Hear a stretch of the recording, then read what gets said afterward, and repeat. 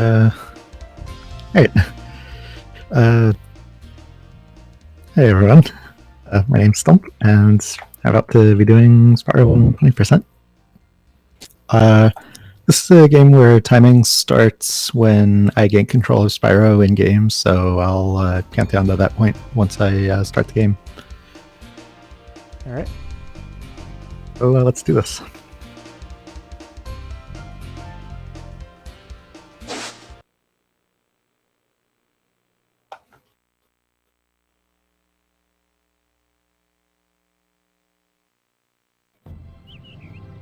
Okay, rolling. Oh, it's been peaceful.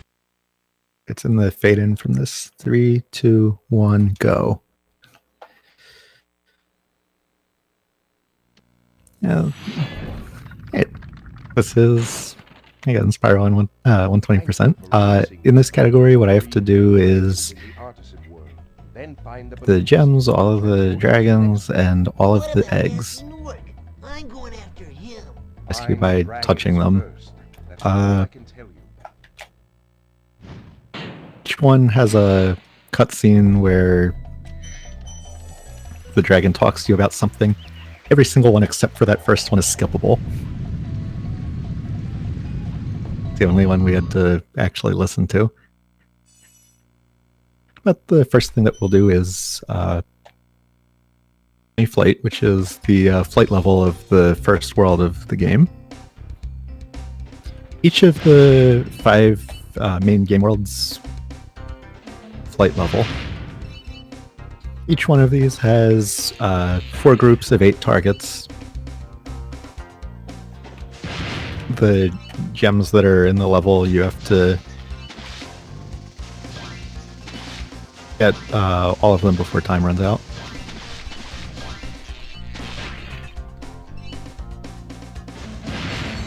Where'd that other one go? Yeah, my pattern got a little messed up, so I left a plane behind.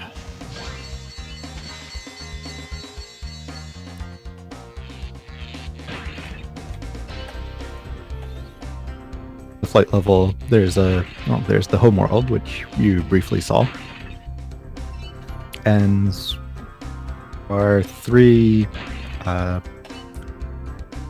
levels and a boss level. Now, these chests are my final target in this. And when I hit the last one, I'm going to be a little bit low so that platform the chest was on was right in front of Spyro. The reason I did that is because Spyro attempts to do an animation of flying off into the sky, completing the flight level, but if he hits something, that interrupts the animation. Animation skip. Here we'll go into one of the standard levels.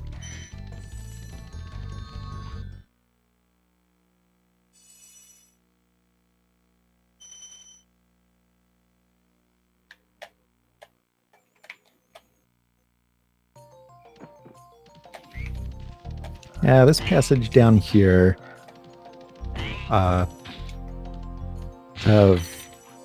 armor, so you can't flame them. I had to wait for that one to turn his back, and whether he growls there is RNG tonight.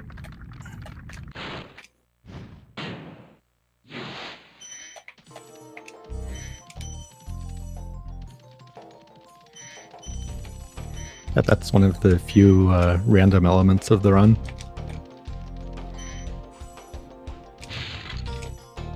And since I got that key there, I can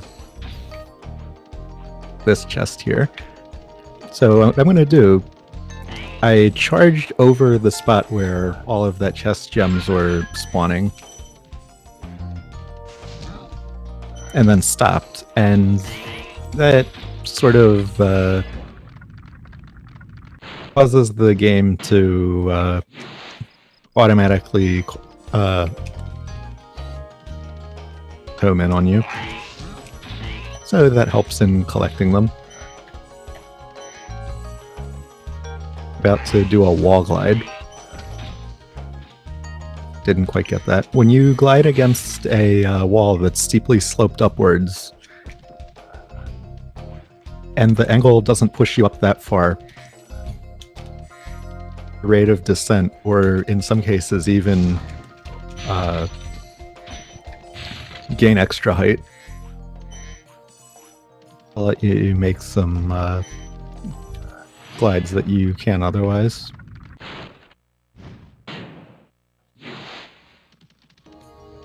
The return home vortex there.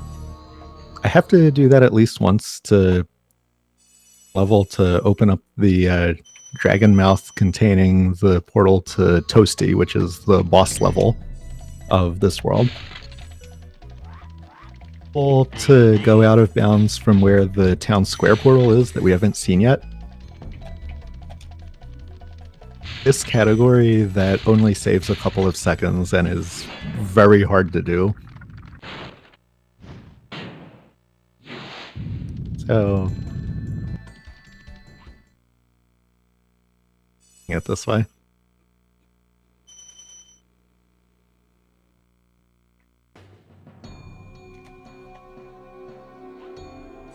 We are in Toasty. The way the boss levels work is the main part of the level, and then there's the fight. From an any percent perspective, bosses are actually optional in this game. Here, the only reason that I'm actually fighting is to clear out the level and all the gems in it. There I tricked that dog into jumping off the edge, and that caused me to collect its gem.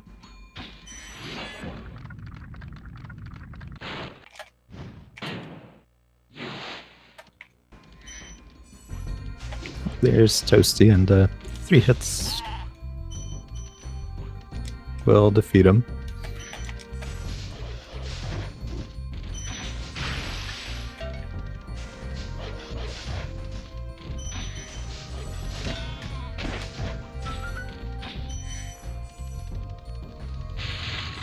Out the vortex, because when there's still gems homing in on you a bit faster than pausing and exiting level.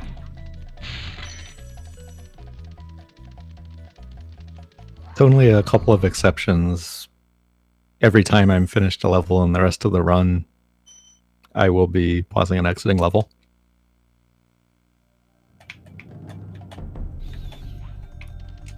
This is Stonehill, one of the other standard levels here, and I'm about to abuse a feature of the tumbling animation.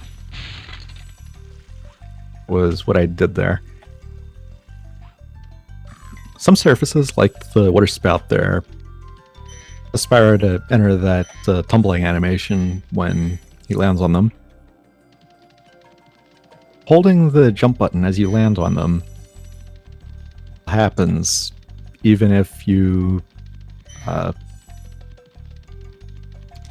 going into that animation. So I pretty much bounce off of it. It's a higher part of the level. Alright, got the double kill there.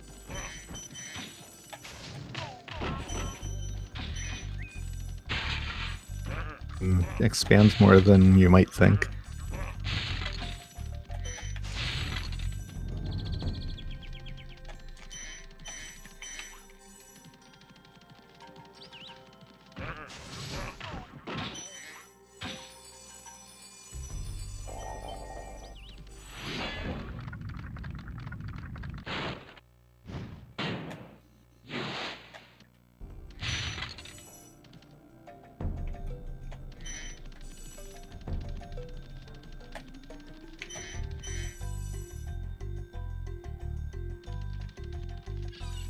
Once we clear this little cave out. we can unlock the chest at the bottom of a well.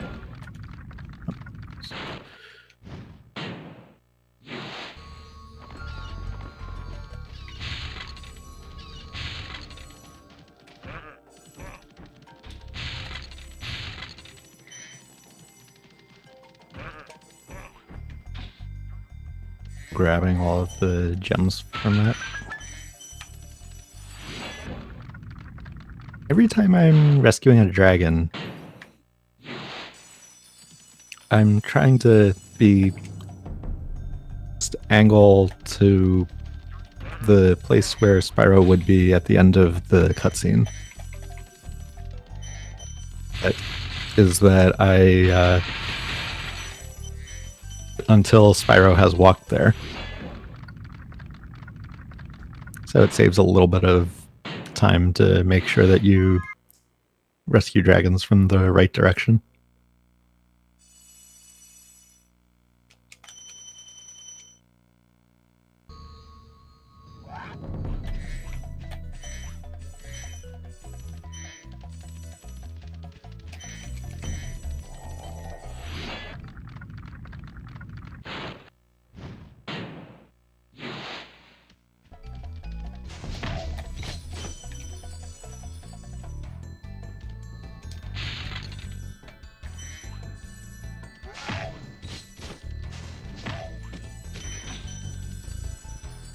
And Town Square is going to be the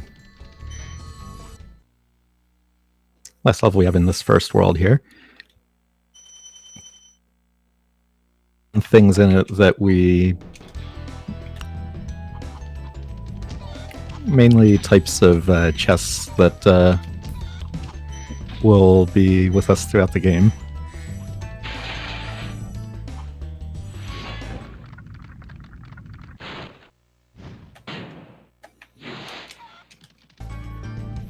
And the first of those is that up here we have a spring chest. Those shoot their gem up into the air when you hit them. And then you have to grab it from the air.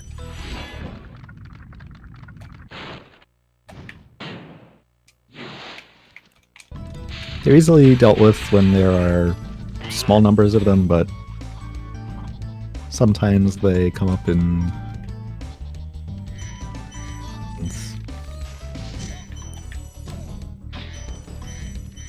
It can be a little bit hard to get all of those in an efficient manner.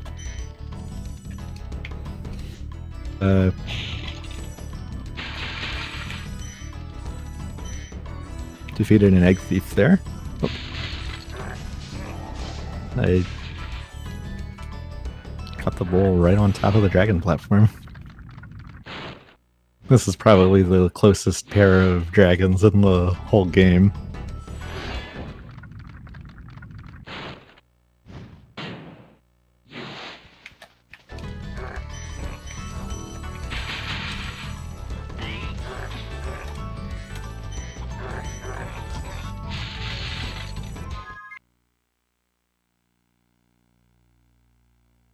But all that's left before we move to the next world is the home world. And we're almost finished with that.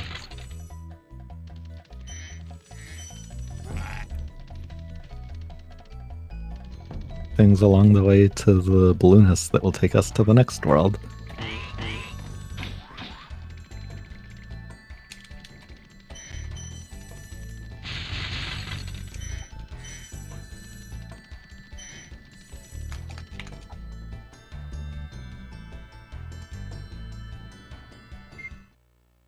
The requirement to go to the next world was 10 dragons. But since I'm getting everything, I have 16. Jumped a little too early there.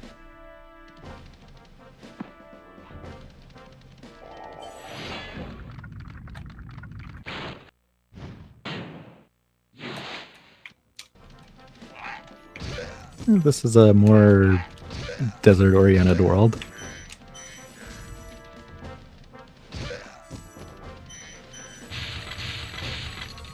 the same number of dragons as the first world, but it has a lot more gems. This... To break a fan chest open, a piece of debris flies off of it. And on enemies or other types of targets that might be with respect to you, actually use that to snipe one of those large yellow enemies up on the top ledge of the level. That'll prevent me from having to wait for its animation when I kill it, before I can grab the gem from it.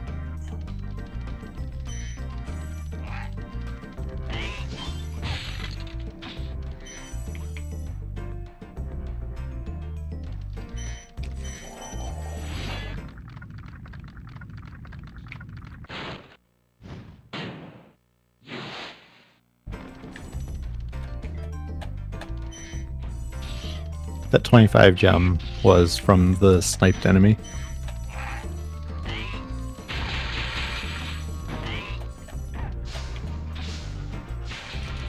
And there's Egg Thief. There are a total of 12 of those in the game. All of them are in the first 3 worlds.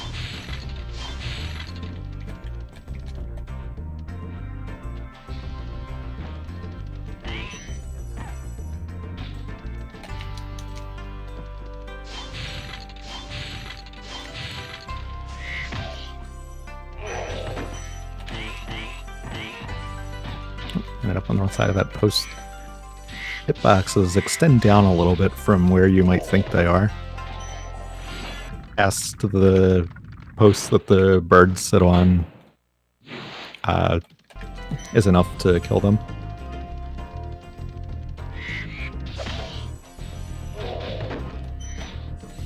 And here's some fireworks chests. I had hit points to spare. I charged into it so that it would instantaneously explode. That does damage.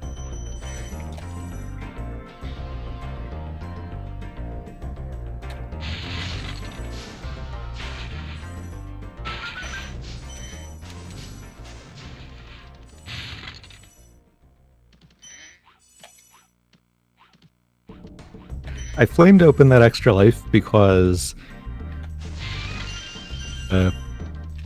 if you charge into an extra life chest, you always bonk, and that would have caused me to fall. I have no need for that extra life. I still had to get it out of the way.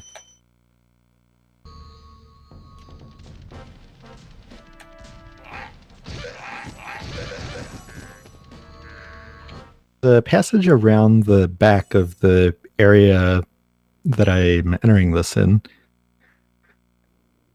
hopefully I can get the charge jump around to the back of it. I didn't. At the end.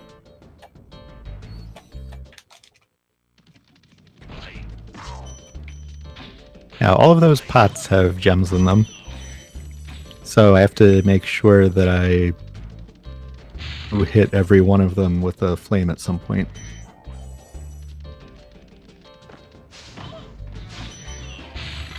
Be easy to miss one.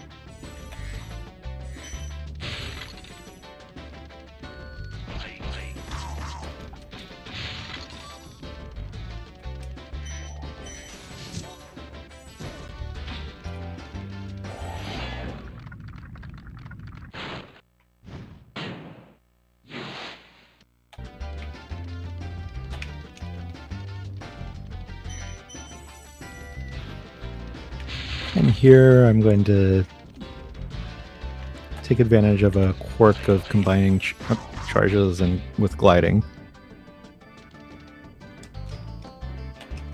And that is that by charging at the end of a glide, get a small boost of height before the charging animation fully takes over. And that allows me to make that jump there. And when I'm intended to need to glide over it from on this structure here. And that rocket I lit earlier opened up a chest that was right there.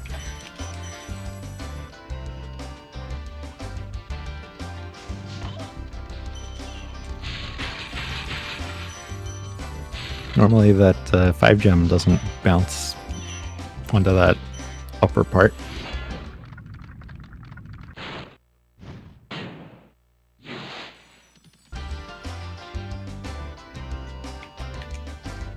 But now we got a wide open section of birds and 2 gems to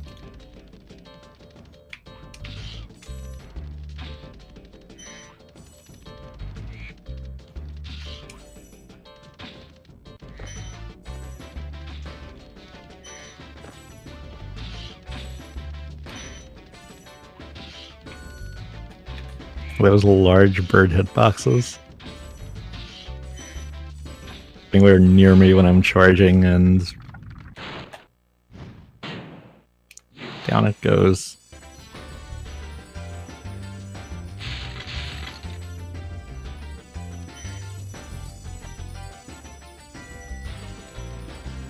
Now we'll go back behind here.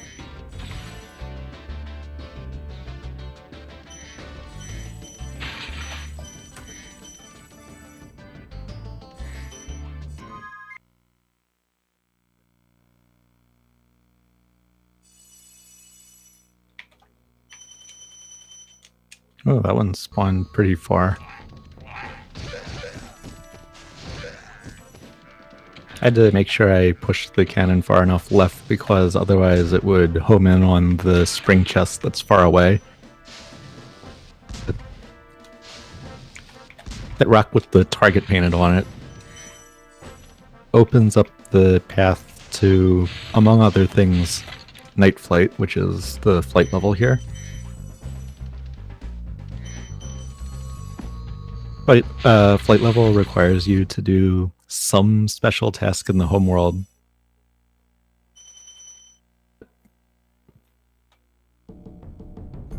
In Artisans, it was jumping on the 5 stones in the pond.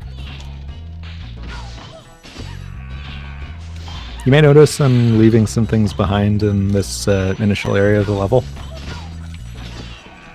We'll be back through there. With the way that the side platforms with the stairs towards them are, the fastest route turns out to be to go forward to the boss fight, handle it, and then side and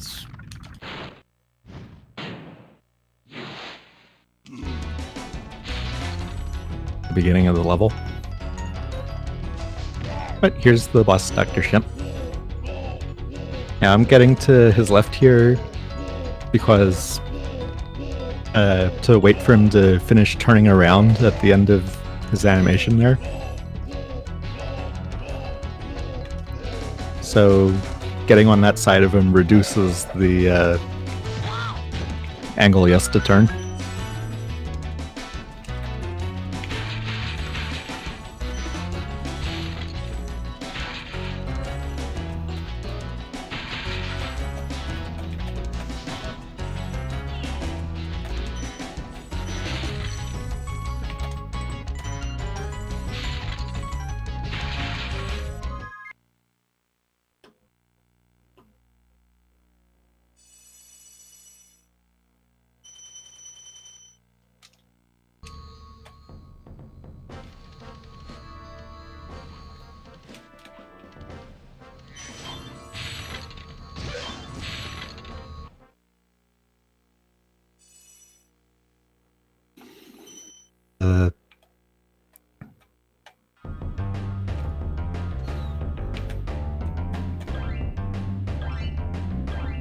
There's some types of targets we haven't seen before.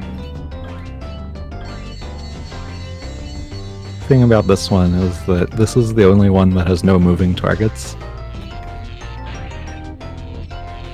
Supposed to worry about. Wow. Better?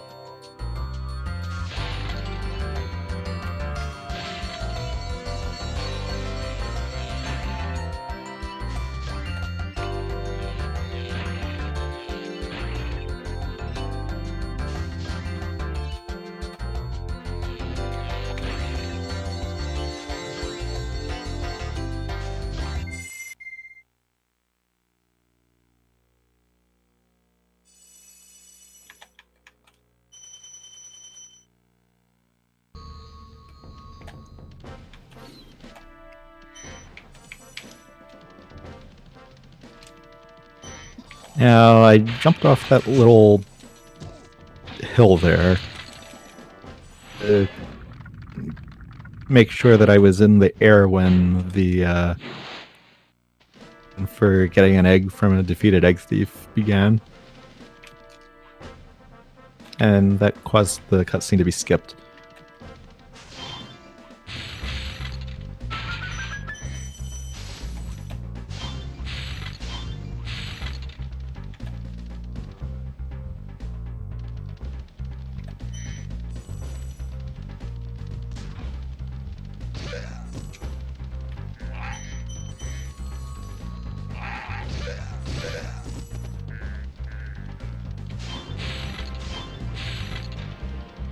And down here we got the last level of...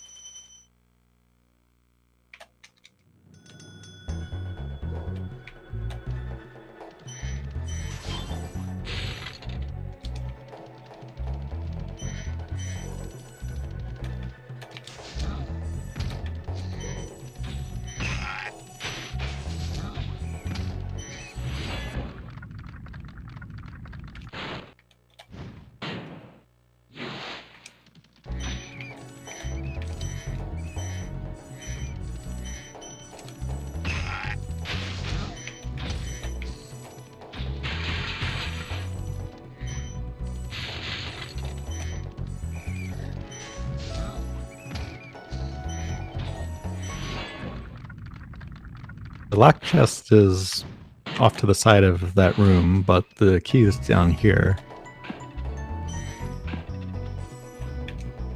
But you keep the key if you die with it.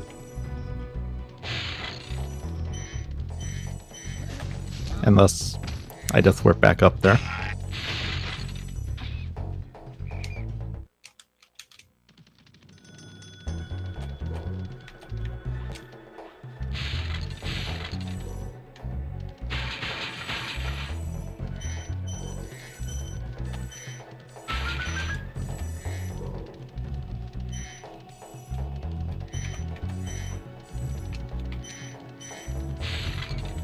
And grab that.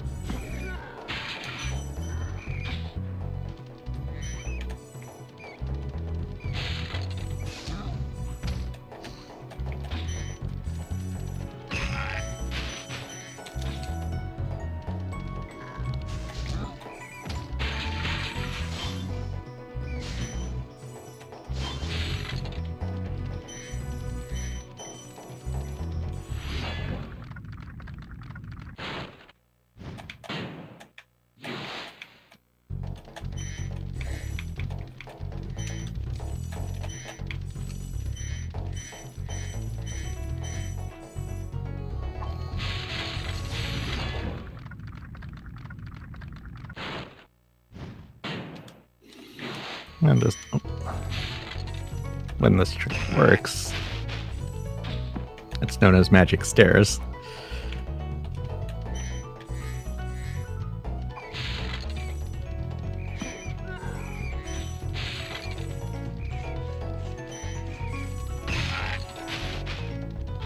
Since I needed to hit that one twice anyway,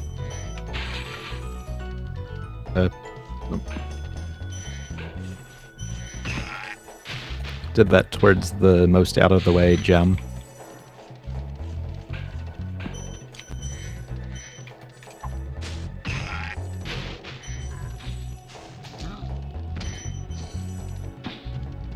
Ooh, I got hit and hit the enemy at the same time.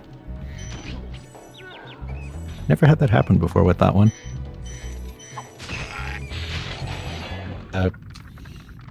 Hitting that one at that angle that only need one hit. In the straight on from the way that you came from. 2 hits.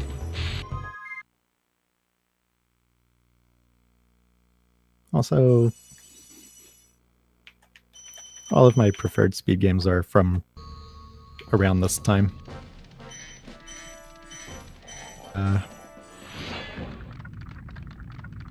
All the Mission Crashes and Spyros in particular. Peacekeepers. On to Magic Crafters.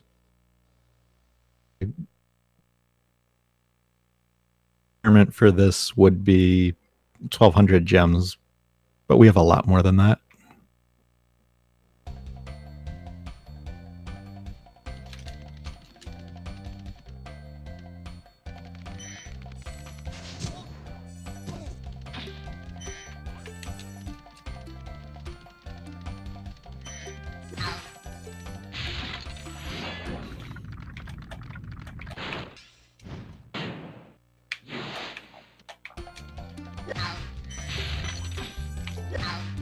I'm using this fan chest debris to snipe the wizard that raised this area.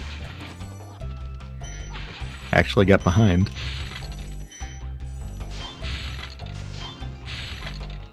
And using this one to snipe that one.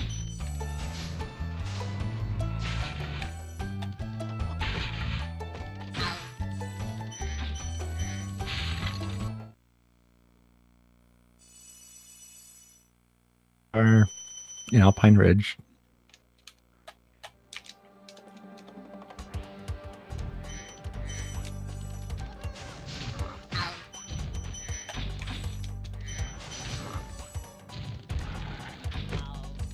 Things about this world casually. Oh, there's another tumble jump.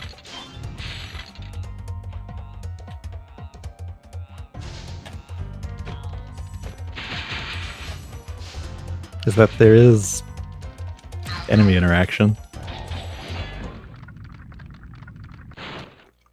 The green and blue wizard over here go through a cycle of the blue one attacking the green one and the green one raising a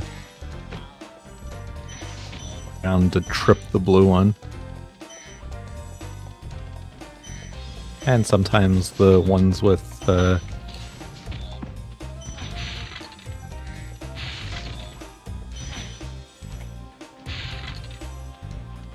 sometimes the ones that are in a metal clothing throw pieces of fruit at the mouths of the large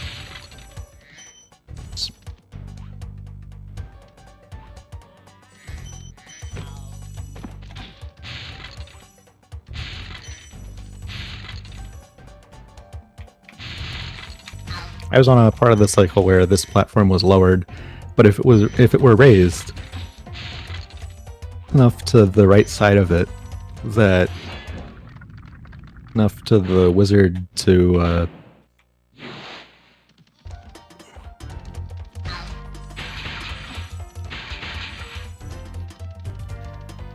platform to lower.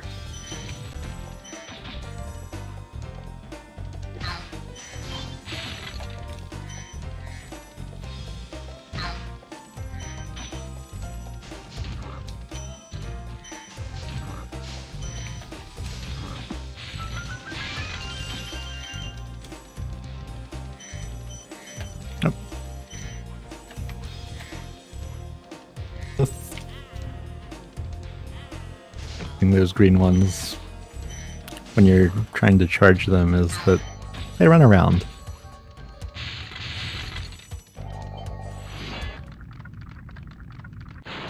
Yeah, they never thought that you could get up this far, so they didn't put collision data for the top part of that mountain.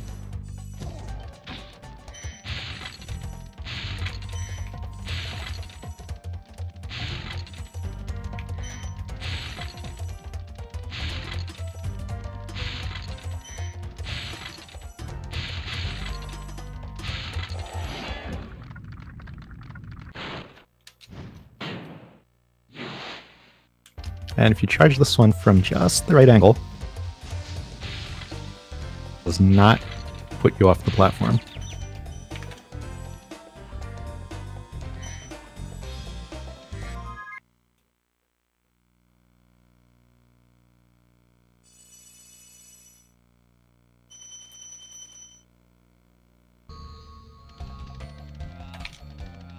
And now, after a little bit more homeworld cleanup,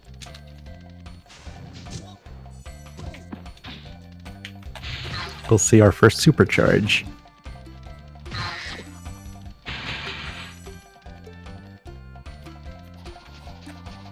I can hit the locked chest with it and break it open without the key. Really well, because the key is much farther in this level.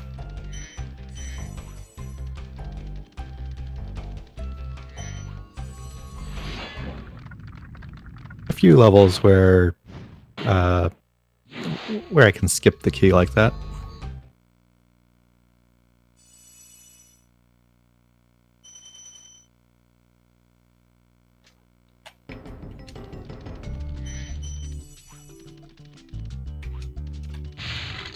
There are in high caves where there will be a lot more supercharging.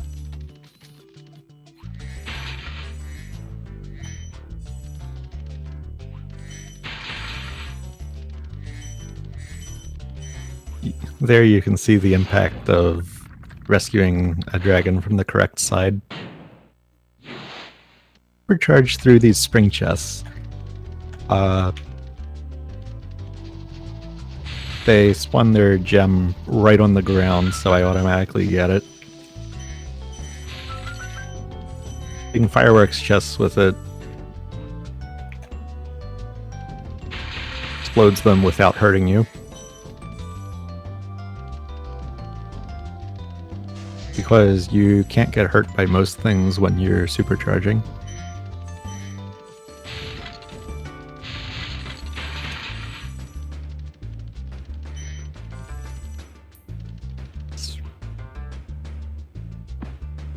Okay.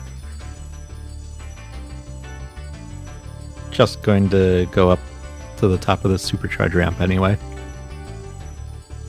Go through that armored beetle. I supercharge speed with the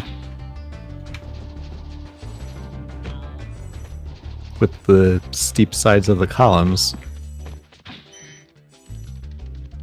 I can bring the supercharge up where it's not supposed to go. Use the super flame fairy to the armored beetles in that top level.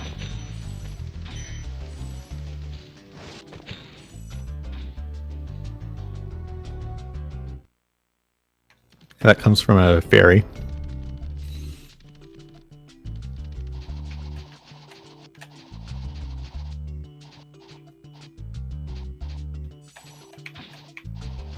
Charge through everything else that's on here and get to the next part of the level.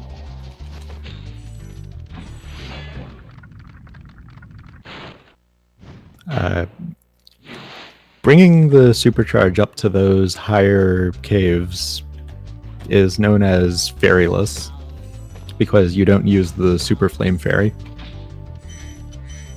If I hadn't bonked and fallen after the first supercharge, then I wouldn't have had there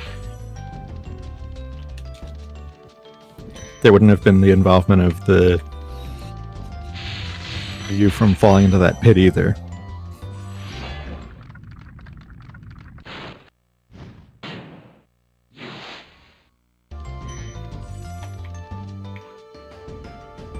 true fairyless. Now, there's an egg thief around a pond that's to the left. So I'll broke open that first fan chest in that direction to snipe the egg thief. And then I made sure that I jumped at the time that the egg thief would get hit to skip the cutscene.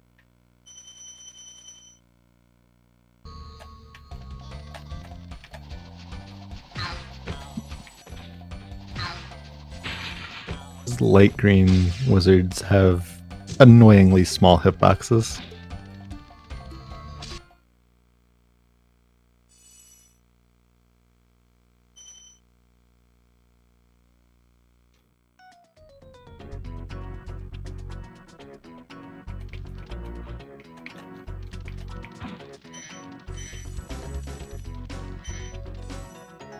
These outside paths lead to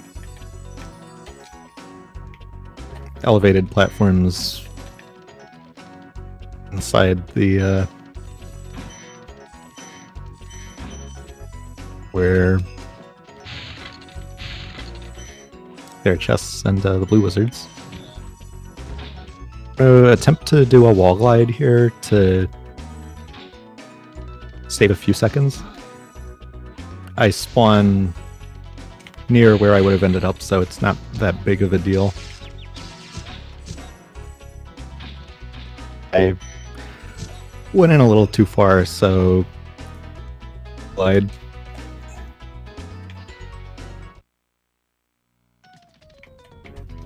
This is where I would have landed.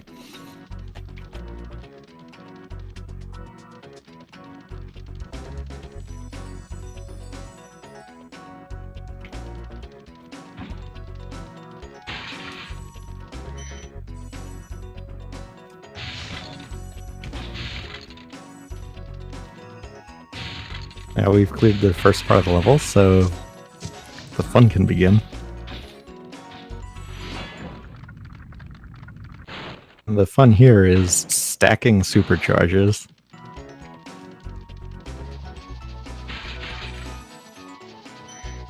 Two of them.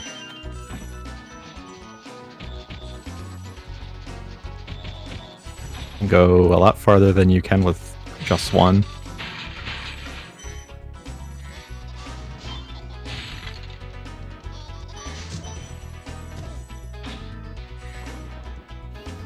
And I make sure in my passes through here that I do pass through each of the blue wizards at least once.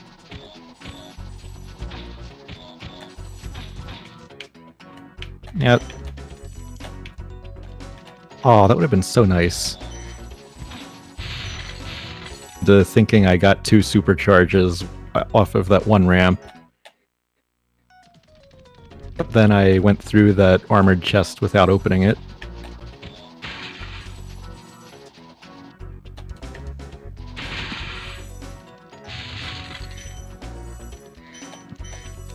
You have to use the supercharge to open it.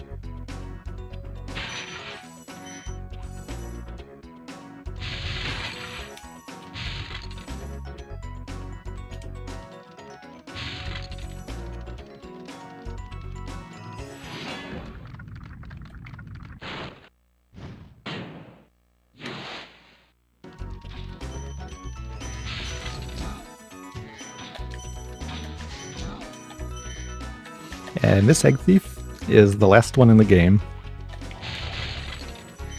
We put all 12 in the first 3 worlds.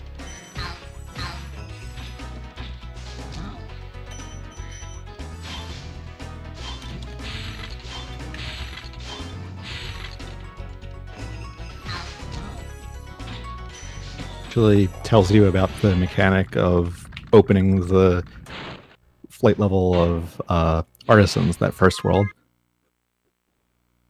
Opened it, then those rooms would have lit up as I jumped on them. Now here I'm keeping the camera at the camera like far away from portal there is to attempt to get Dragon Skip, which I may or may not have gotten there. But the way that works is when I enter a portal, there's an animation of Spyro continuing to go through it. Well, he does continue moving through it until the camera gets close enough that the level unloads and the game starts doing the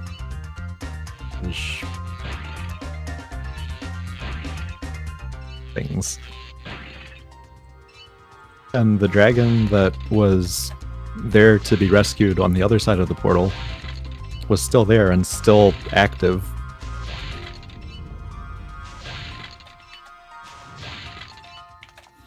So for Spyro to come in contact with that dragon before the level unloads, that counts as rescuing the dragon, and that is what happened.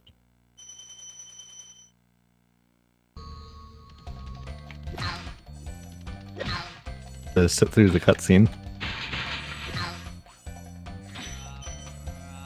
And we finish Magic Crafters off with the boss level, Blowhard.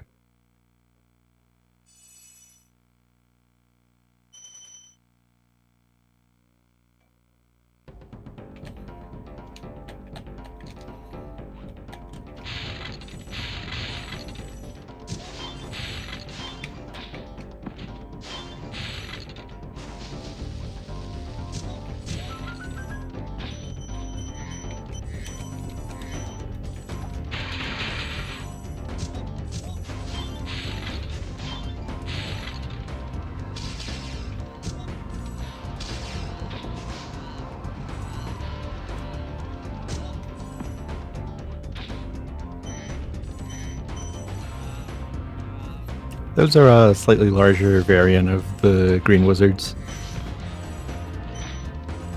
Also, their gems automatically home in on you when you defeat them. That's not good. Especially since I have no lives.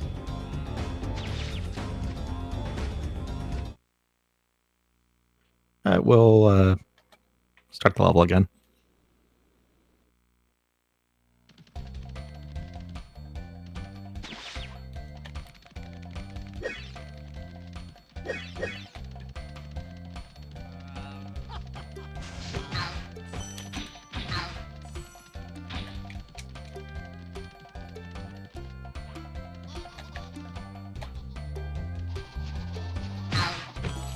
I was trying to supercharge right in there.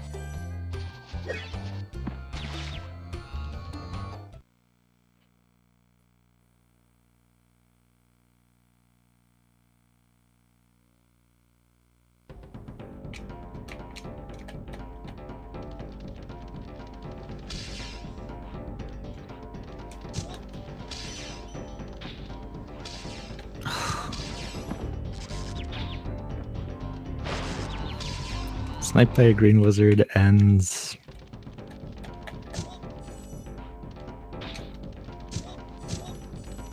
Alright, that's better. Oh.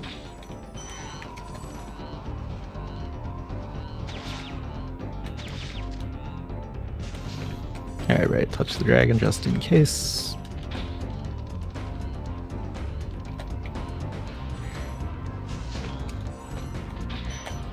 I haven't fallen in that room in a while.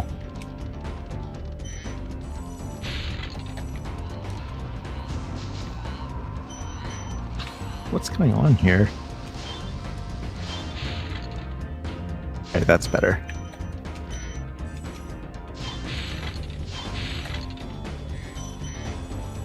The auto gem grabbing.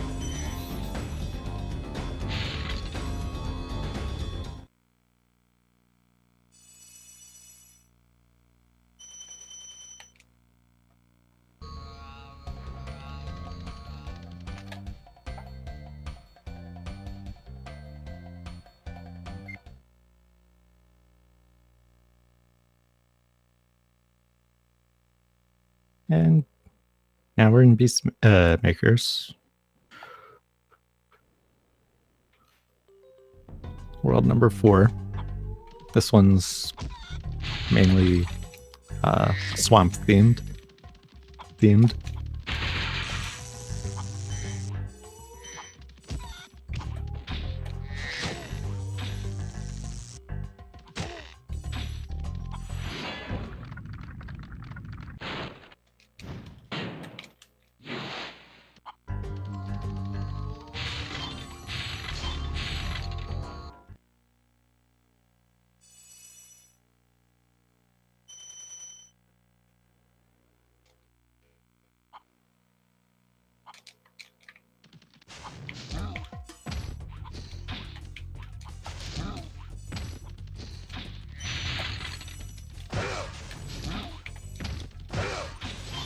Enough time to save in the in this world and the next one that it's entirely possible I might actually be able to come back from what happened in Blowhard there.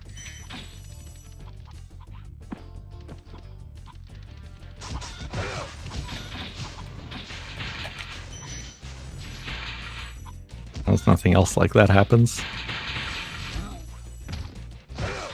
Yeah, I took a bit of a wide angle before going in here to not start the attack of the enemies with of the metal enemies in there too quickly.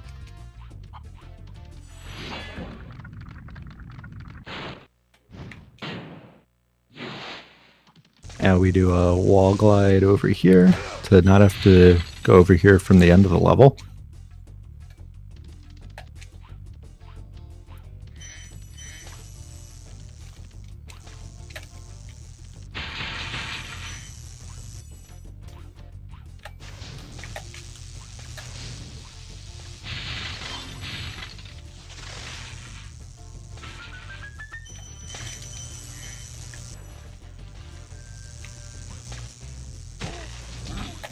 Came close to missing that red gem. That would not have been good.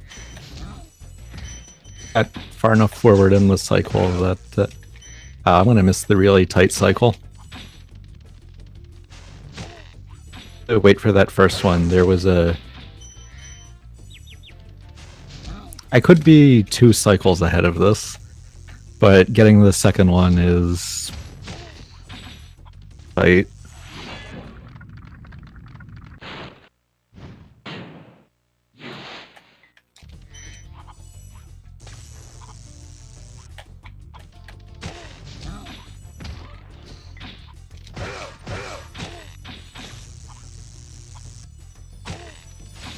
And I go over here first because of this cycle.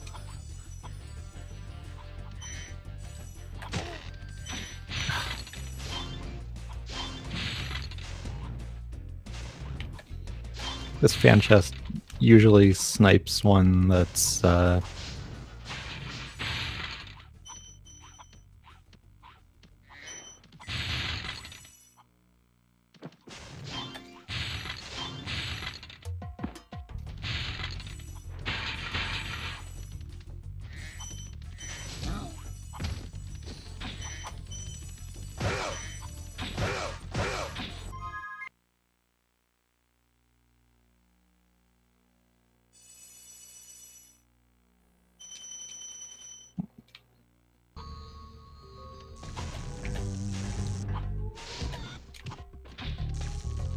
invincibility frames I got from the first one gave me just enough time to do the second one without taking second hit.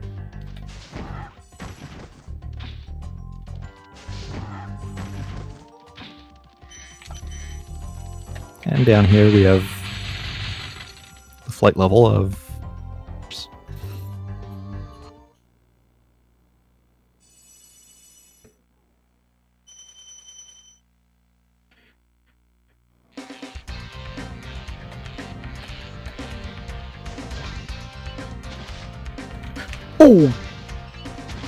the base of that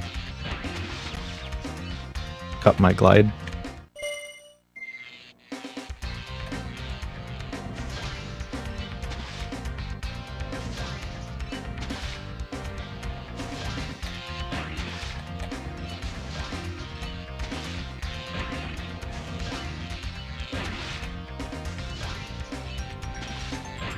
This is my favorite one of the flight levels in this game. Fast-paced of them.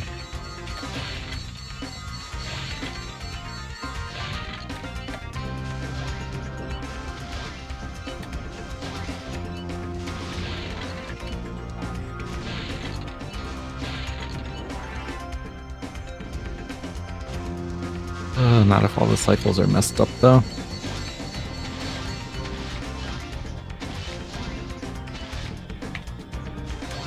The power of not getting animation skip.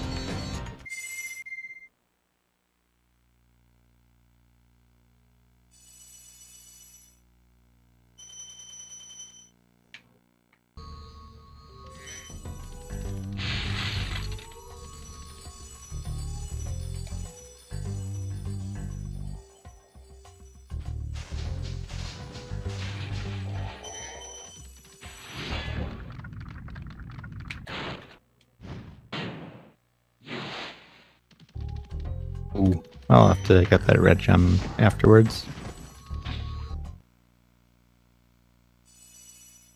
Here we are in Misty Bog. One of the most infamous levels of the game.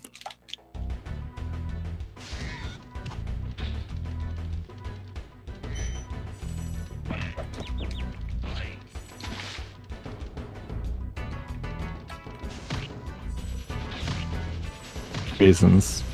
One is those plant enemies. Is these frogs.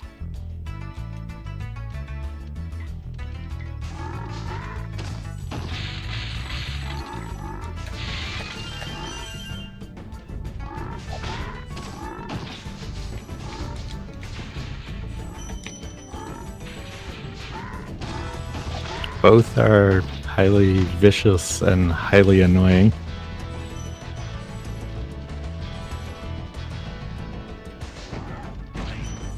Didn't get a jump there. Hey. Yeah, that one. Yeah. Why those things are infamous.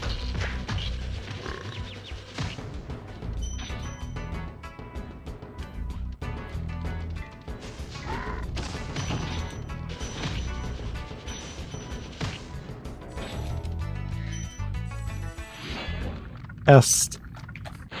They attack quickly and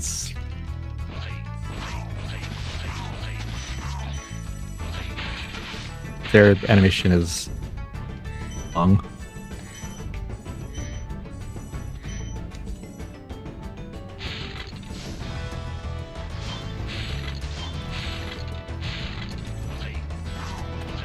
Thankfully, we've dealt with the last of those that we have to deal with.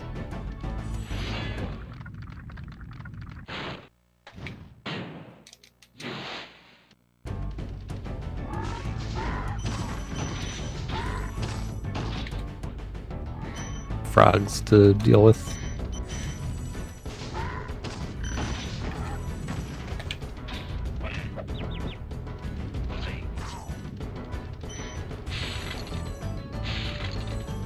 So beautifully in my last couple practice runs.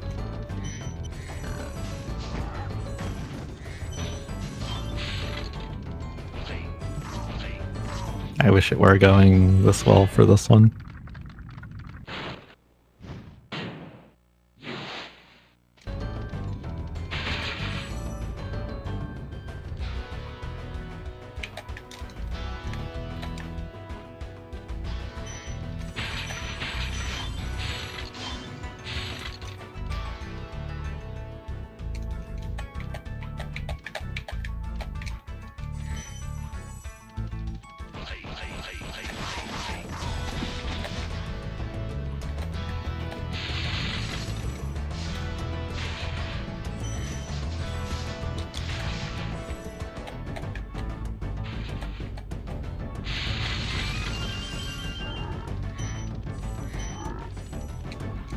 Oh, there's only one part of the level left.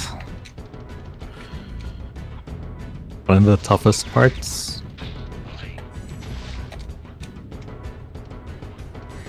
And now I have to do it without sparks. Because of those frogs.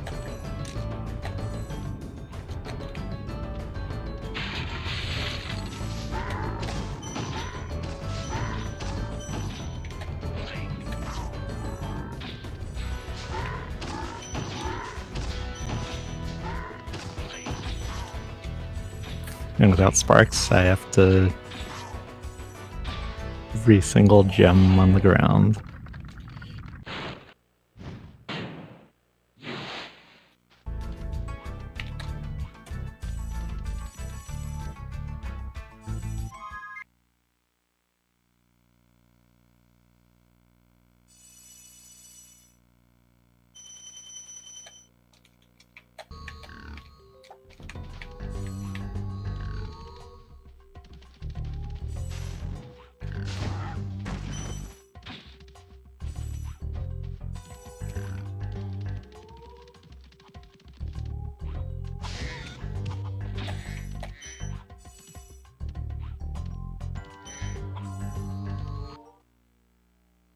Hopefully treetops will go a little bit better than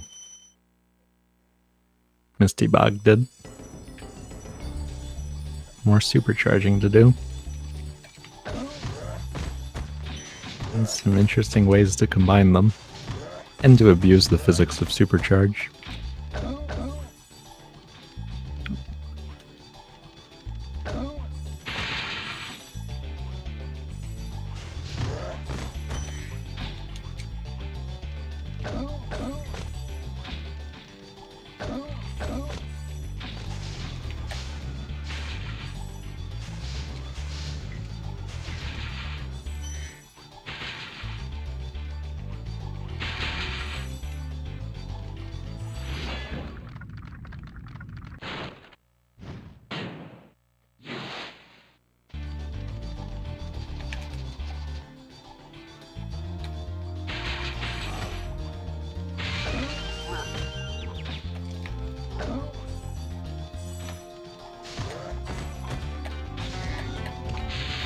I go off to the side there.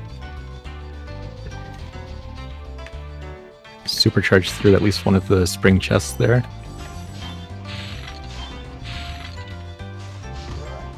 The physics abuse comes into play.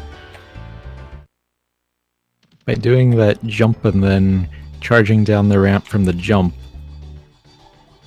more of a height decreased charge ramp, and that gets faster supercharge. Enough to make that jump that normally I would have to stack 2 supercharges and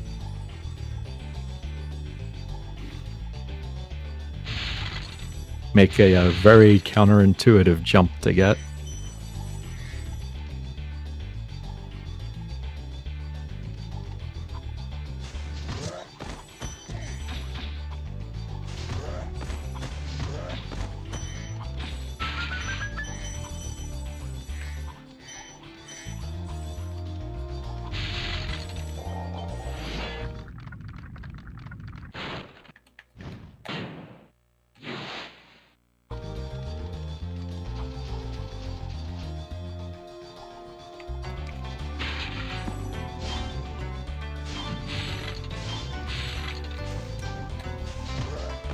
Now there's another skip I'm gonna go for here.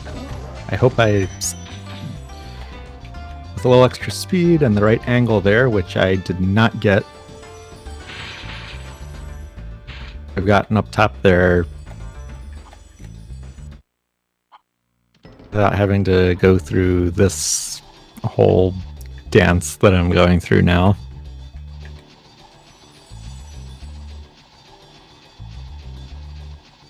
Would be known as Stone Knot Skip after its discoverer.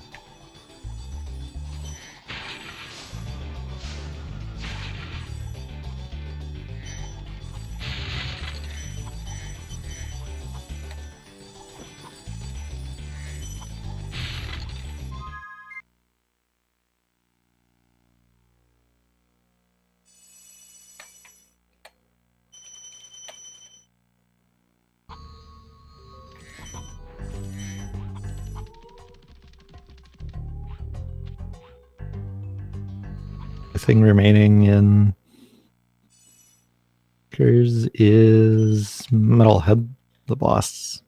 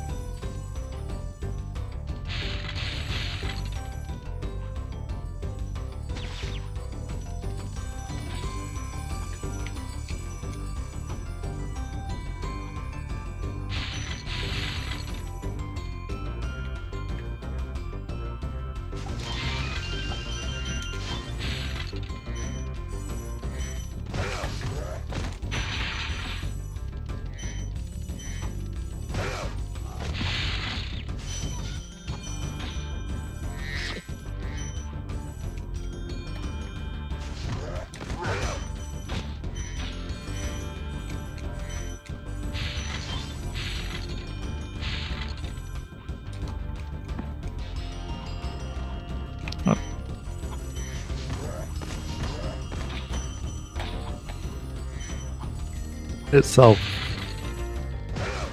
it's a little bit differently than the other ones that we've seen. There I gotta... There are only 2 phases, and Metalhead directly, I have to destroy all the power poles.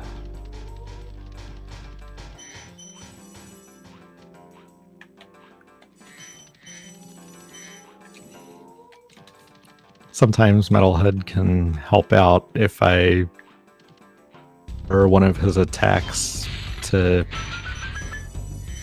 hit some power poles.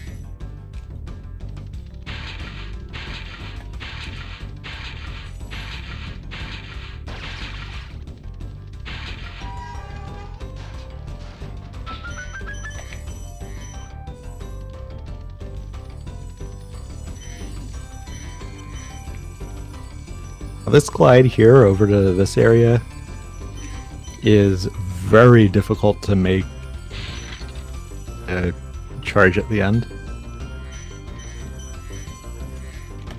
It's probably one of the hardest casual glides in the entire game.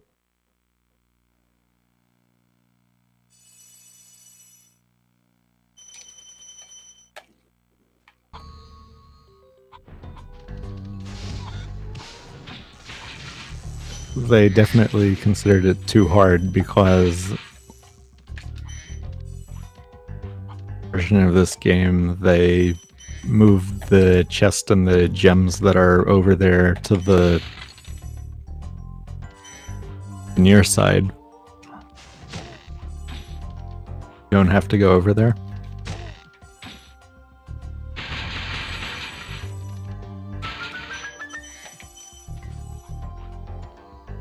Yeah, I have to jump onto that last red gem there.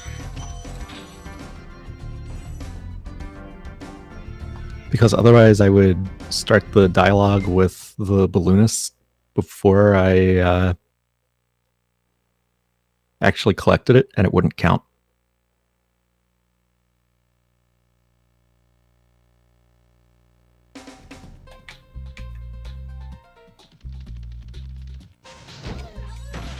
But here we are in World 5 Dreamweavers.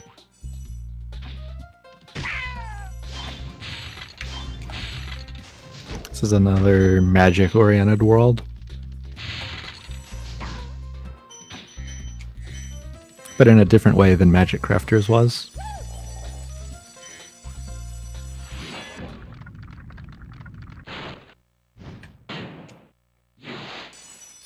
Also, I'm playing this on a PS2 with the fastest speed option turned on.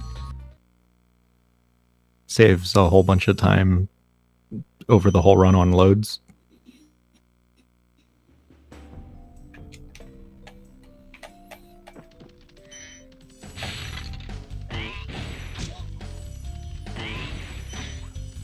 Now, in this level, there are super flame fairies. They last a limited time, and they're intended to be used to destroy some obstacle requiring super flame to unlock access to the next part of the level.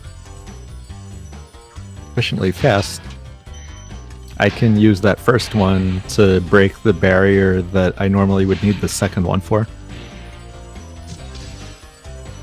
Now, another supercharged physics abuse. Oh. Do a supercharge there. There we go. Out the top of that. And I can get a mushroom proxy. It's me into the abyss. That can be a thing that happens too.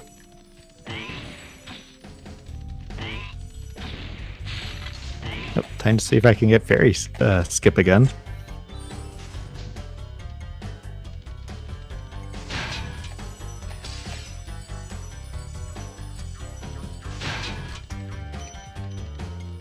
Get it?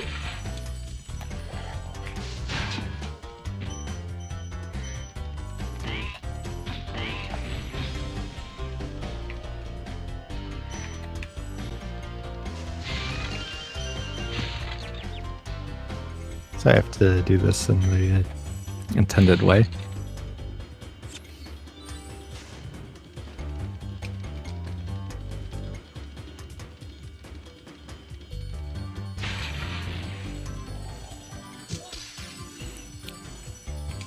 I had to make sure that I took into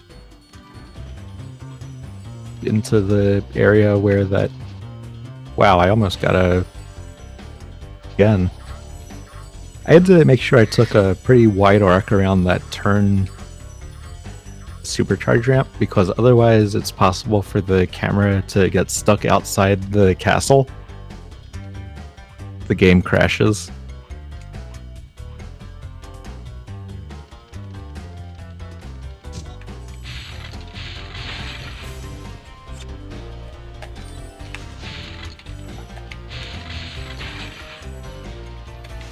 Now, the Super Flame Fairy, I got this Super Flame from. This does not expire. Up anything in the whole level that needs Super Flame with it now.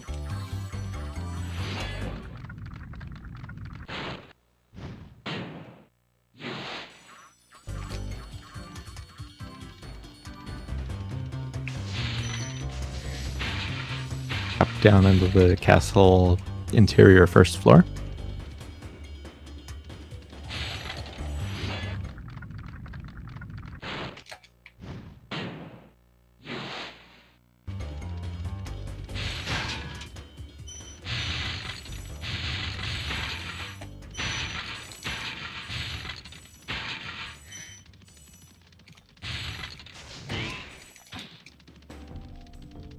Oh!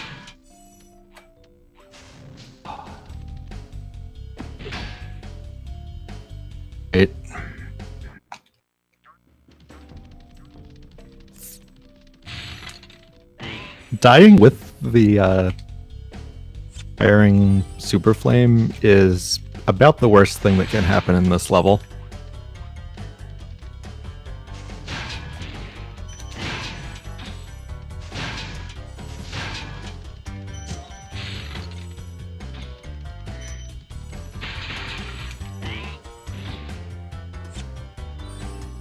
And that's because you then need to use the time-limited ones for everything that needs Super Flame.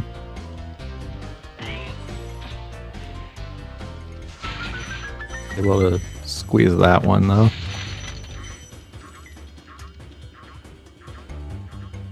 That's a way to lose a lot of time. So much that I'm gonna... That needs Super Flame. Oh, didn't make it to that one. And then go back and collect everything.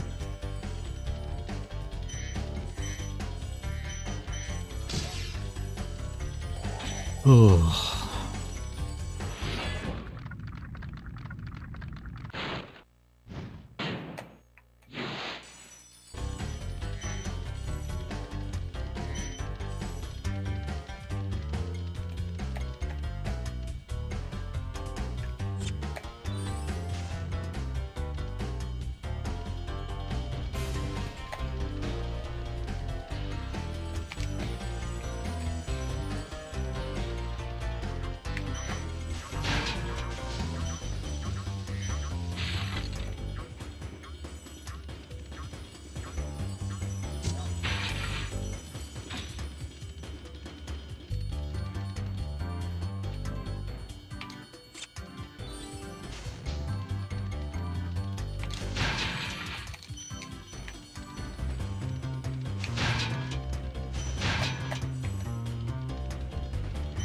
Right, everything else should be out of here.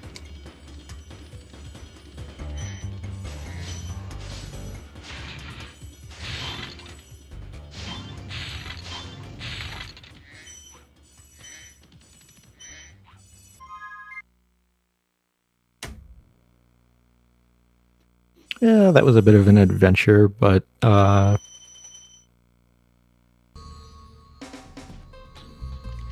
some time to save in some of the other levels in here.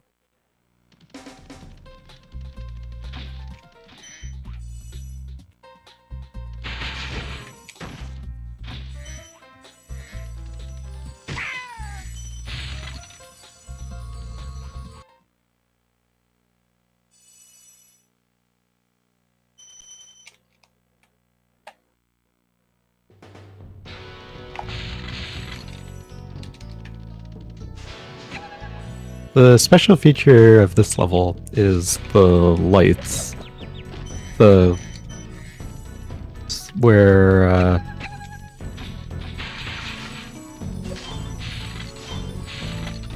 the fools are and extinguishing them on a timer. And when it's dark, the become larger and scarier. Didn't even know that those is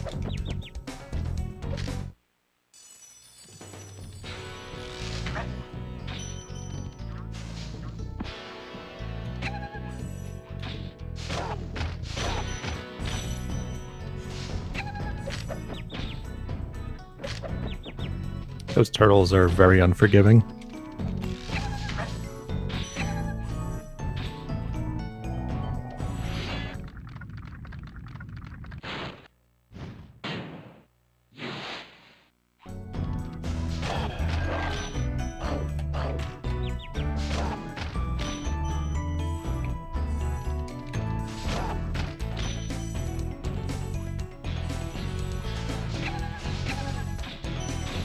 And there's this side path down here.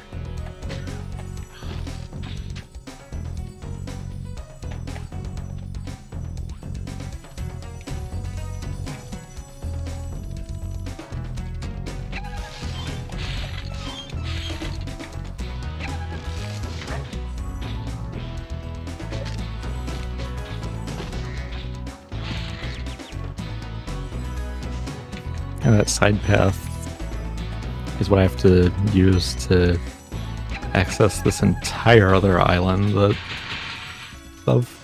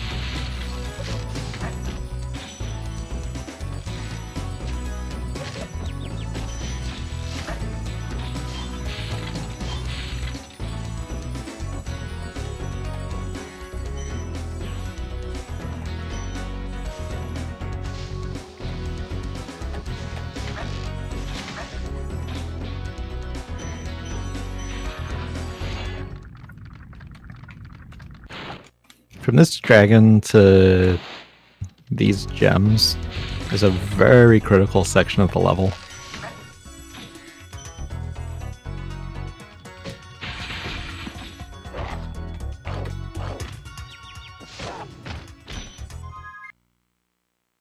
That's because if I were to die, I'd have to go all the way through the side path again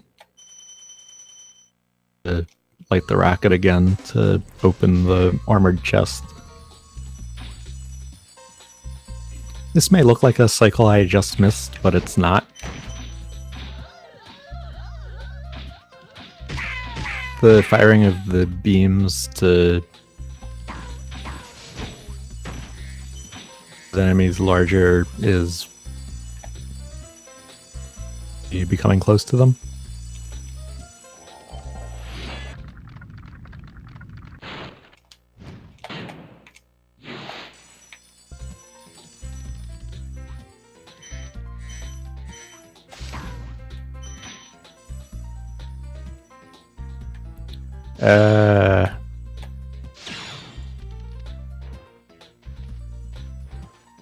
Well, we have cannon glitch.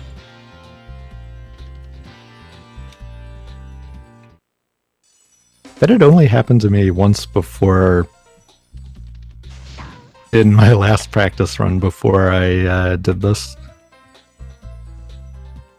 That's working.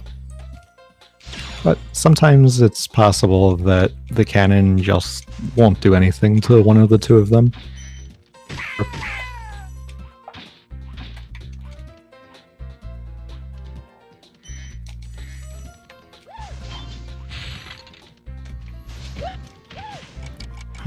That happening to me in my practice run should have be wary that that might happen in the real thing too.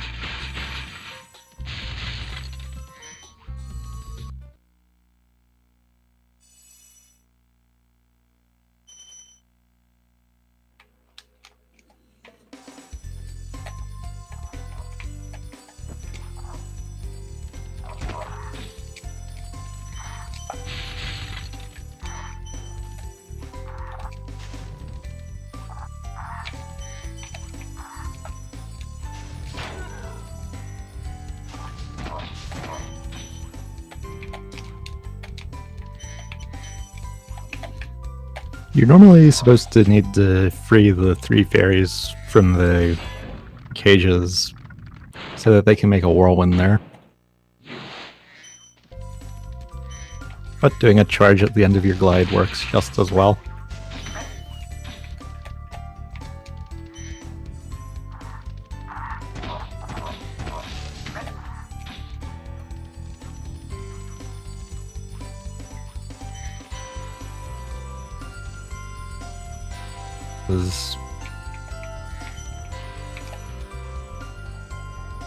Is necessary.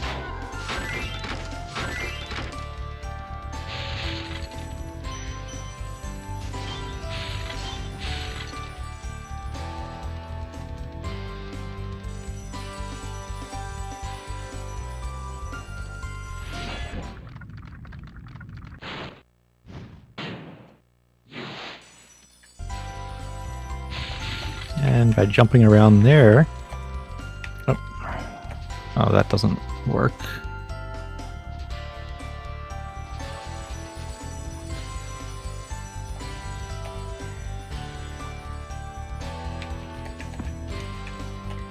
I can prevent the need to go all the way around that middle platform.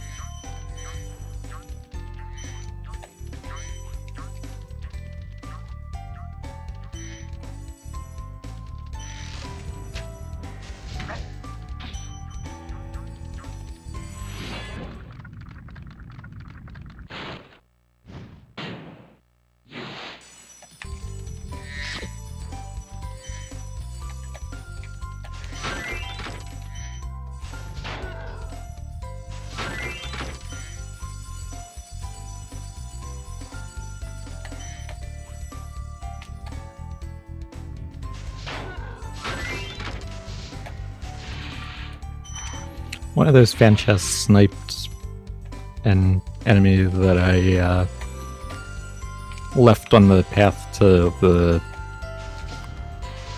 air. The enemy is of a type that automatically has its gem home in on you.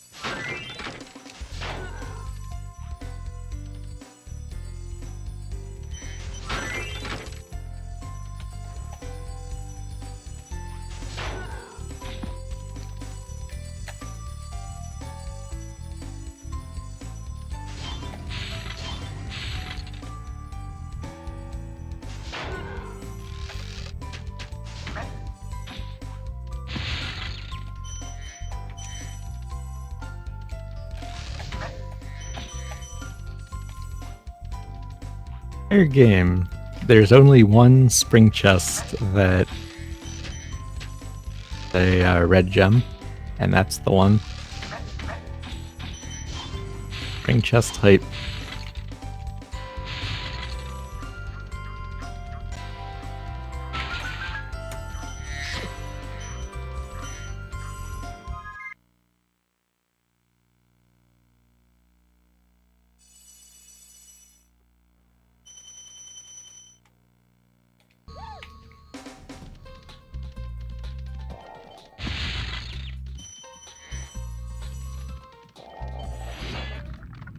Something outside the portal.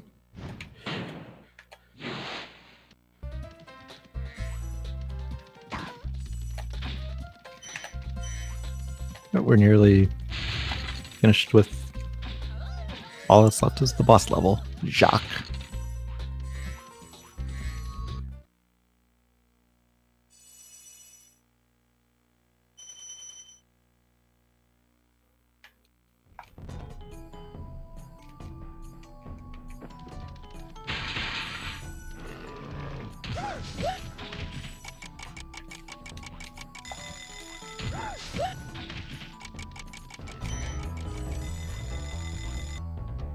And we have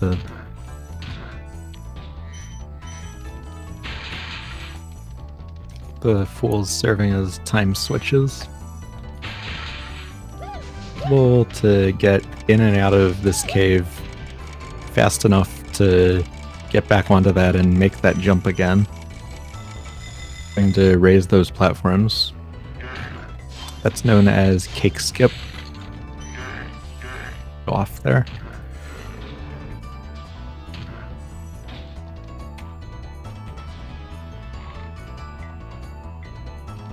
Here's the boss fight.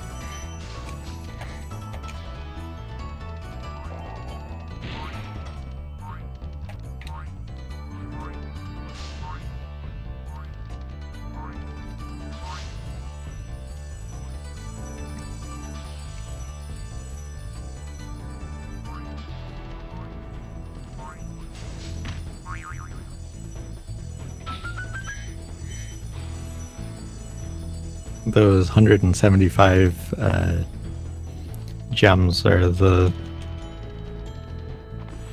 just reward from a boss defeat in this game.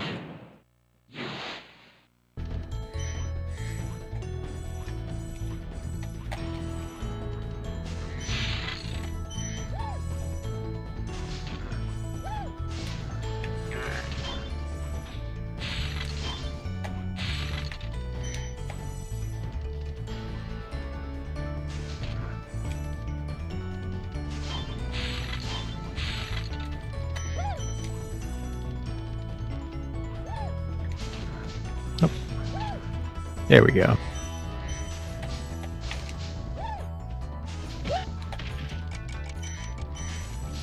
Controls this platform to allow me to get over to this side area.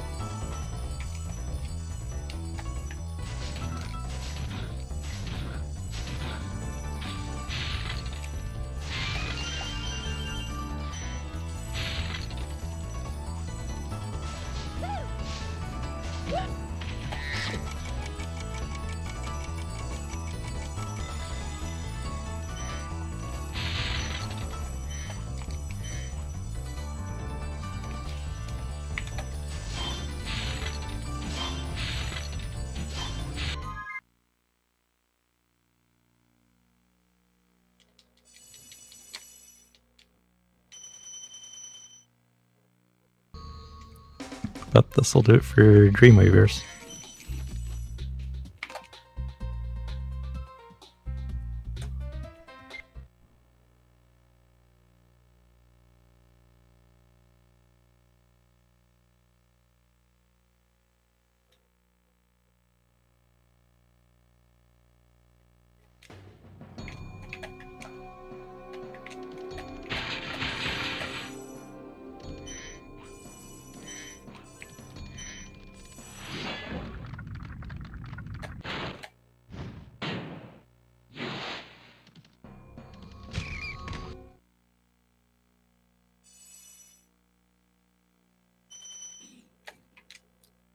The special thing about this level, the barrels,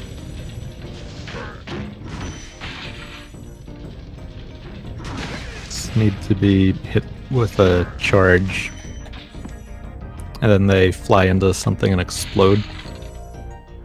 And TNT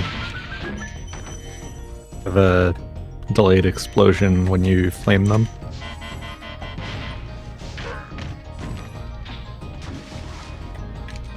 This area of the level has a slightly weird route.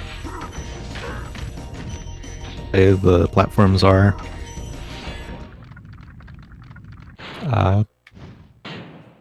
It does end up making sense.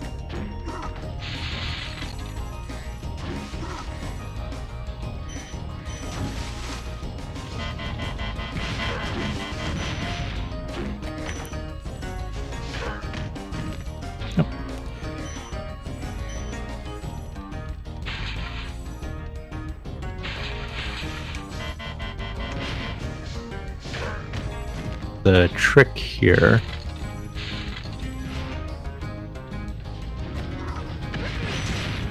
where if I get that enemy to bring a barrel down onto me as I'm charging, the position of the explosion is such that it opens an armored chest that's nearby. That I'd normally have to hit that barrel towards, jump down there and collect everything, and get back up there, which would take a long time.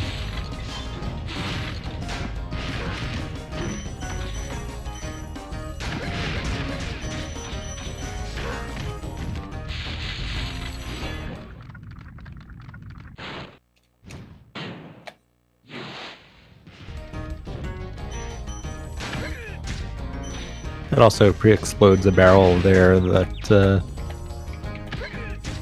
the enemy that dropped that 5 gem was sitting on.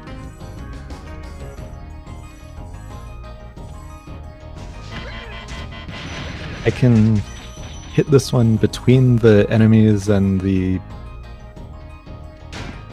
armored chest like I just did to hit all 3 with 1 barrel.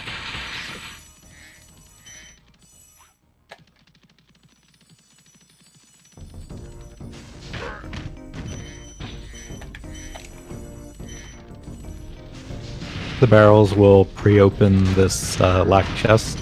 Sometimes they won't. That's why I still got the key.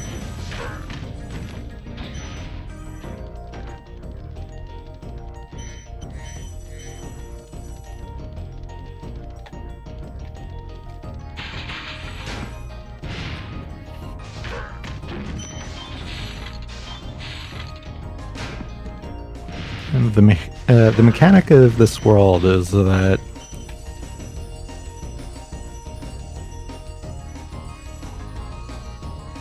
each level after your current one will not open until you've exited through the return home of the previous one.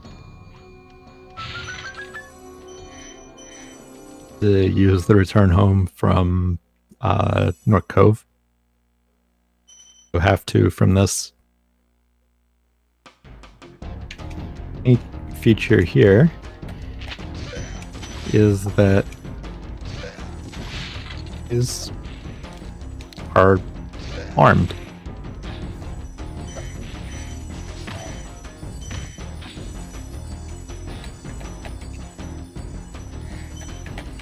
And hopefully Spyro will not be taking too many facefuls of floating Doritos.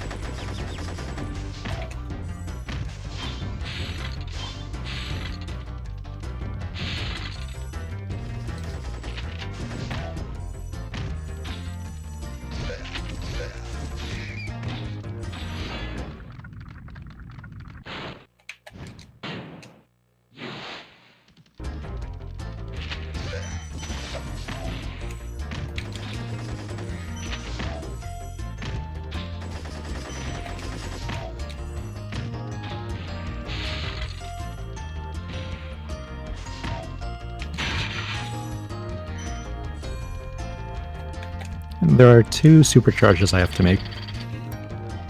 Go off the raised bridge to get up to the top level of the building I just went through. And I also have to go back through the bottom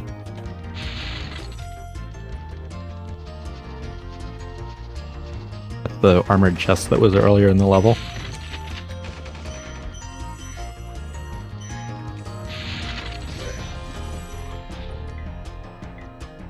The dragon right next to the supercharge ramp.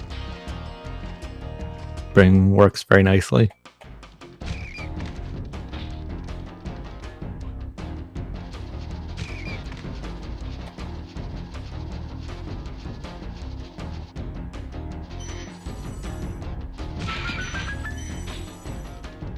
And we're clear to move forward.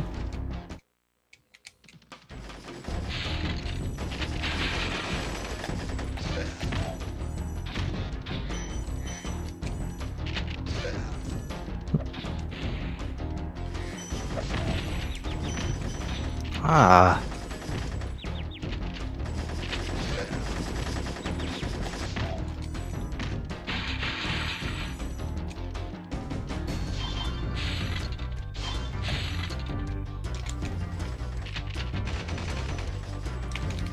Oh.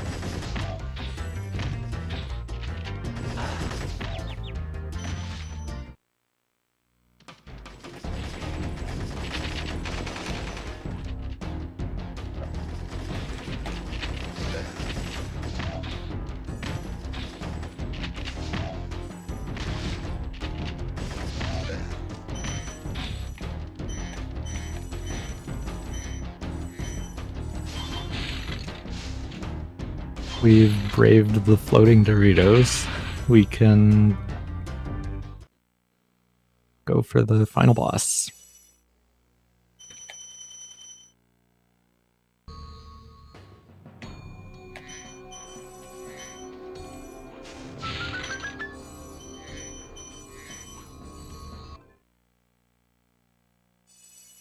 This is the only boss that any percent actually has to defeat. And the way this works is I only need to hit Nasty Nork twice, but to get to him, get 2 keys that I get from these green key thieves. Now, if I'm to the right side here, I actually tricked this one into starting to run towards me.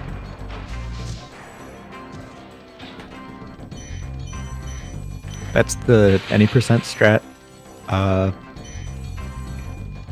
He chases that one through. But I thought that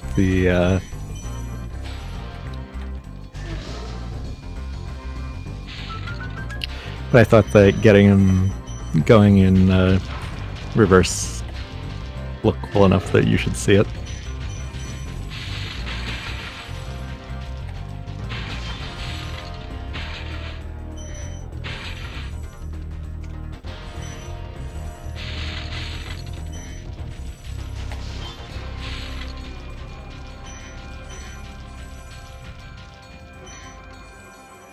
That second key unlocked this area where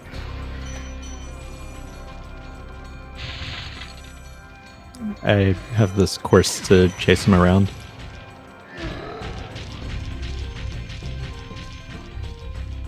I hadn't missed one of the armored chests, not armored chests, metal chests between the spring chests. I could have made it to the end in time to away.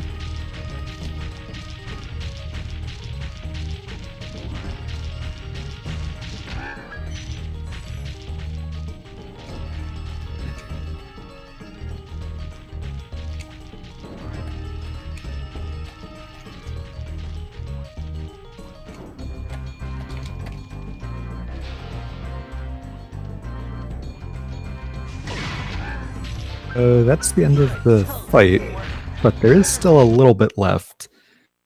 There's an extra dragon and a few more gems in the homeworld, and then there's Nasty's loot.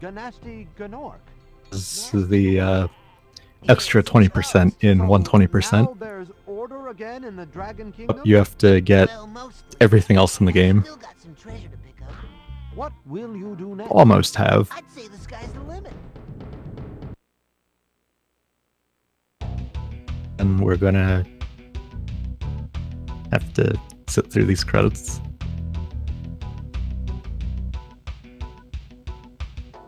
Possible to skip these and the cutscene that's before them, but doing that involves Trix, whose difficulty is well past my current level with this game.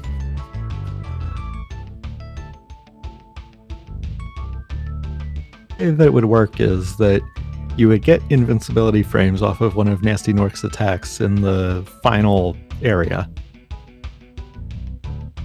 Those to get a proxy jump off of one of his other attack animations through the ceiling because they didn't make the ceiling solid.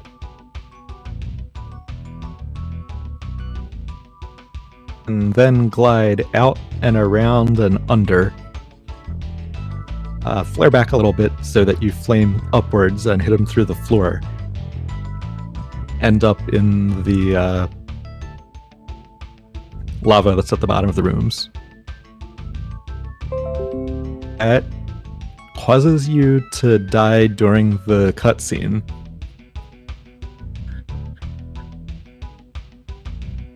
Not until after enough of the cutscene plays that you get all of the 100 gems that you get for defeating Nasty Nork.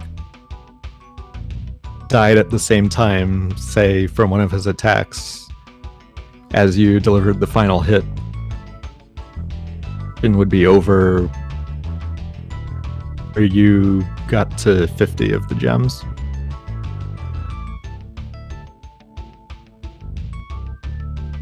That wouldn't be enough.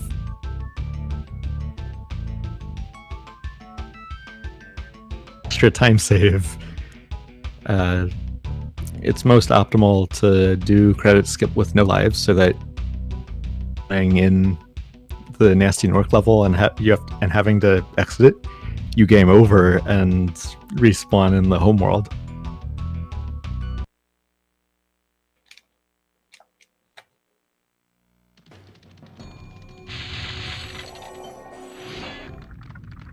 There's our 80th dragon. We've had all 12 eggs for a long time. And now we've completed all of the treasure. Time to get the last 2,000.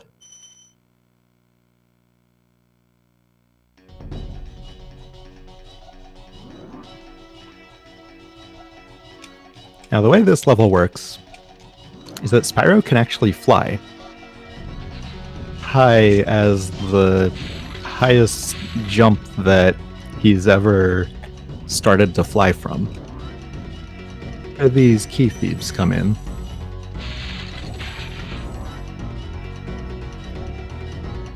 They unlock passages to staircases to higher ground.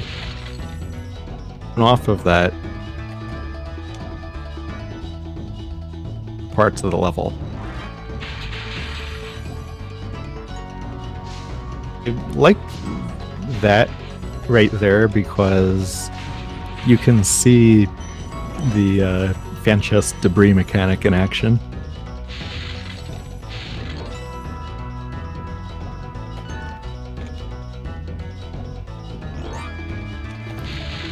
Once you get to third key, the thieves are now in airplanes. Yep, flame too early.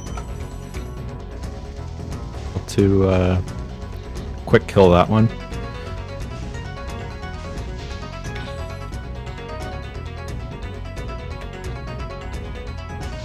Then I would have been in position to light that rocket. The second step there is enough height for this. I cut over a little too early to get the quick kill on thief number 4. But that's not too much of a problem because rather than chasing that one all the way through here again to get closer, I can do the backup quick kill.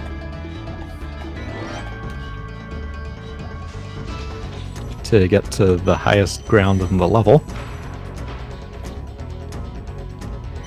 I can now fly anywhere.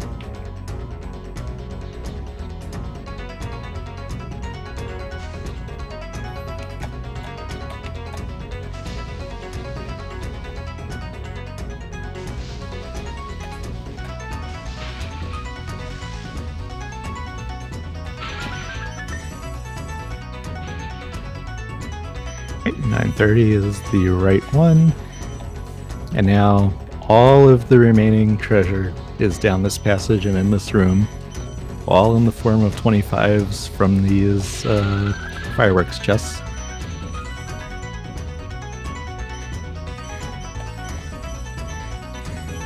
Time will be when it fades out after I jump into this thing. And time. 150.48.